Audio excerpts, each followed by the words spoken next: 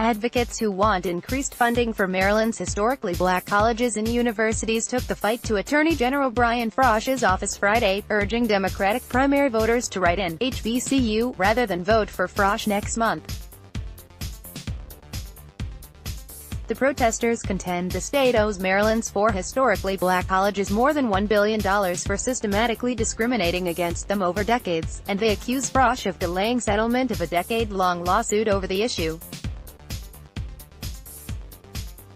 Frosh's office has appealed a federal judge's ruling that would appoint a special master who would come up with a plan for increased funding. What we are asking the Democrats to do is rather than vote for Frosh, write an HBCU as a protest vote, said Marvin "Doc" Cheatham, the former president of the Baltimore NAACP, who led the protest. As the small rally went on, Frosh emerged from his office and spoke to the protesters. He said he was going forward with the appeal because he has a constitutional duty to defend Maryland's government in lawsuits. But he said he supports the advocates' mission and urged them to contact Republican Gov.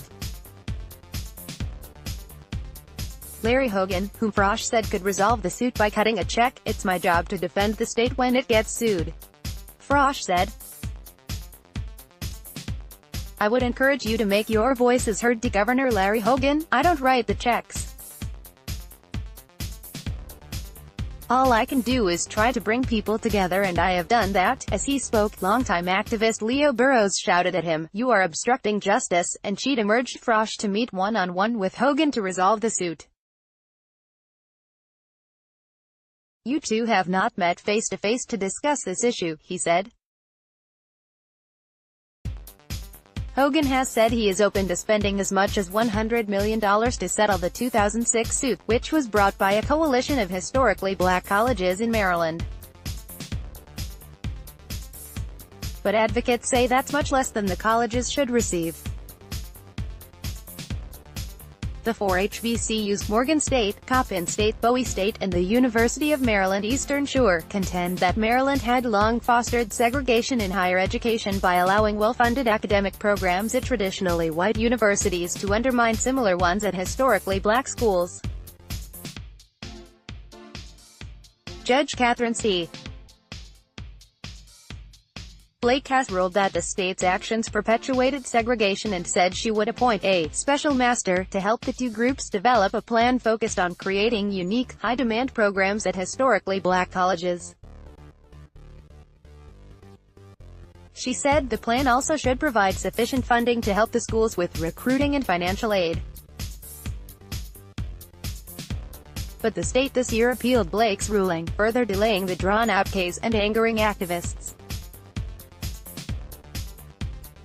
On Friday, several candidates for statewide office joined the small rally, including Democratic candidate for governor Krish Vignarajah, a former policy advisor to First Lady Michelle Obama, and Green Party gubernatorial candidate Ian Schlachman. Vignarajah on Friday released her plan for the state's HBCUs that she said she will enact if elected governor. It calls for a $500 million investment in the schools and providing $100 million in matching funds to grow endowments at those institutions. "I want us to stop saying we are supporting HBCUs and actually start supporting HBCUs," she told the rally. Frosh's Republican opponent for Attorney General Craig Wolf also attended, and blamed Frosh for the lack of a settlement. "Our historically black colleges and universities need to be sufficiently funded," he said. "We are in the same place we were 4 years ago.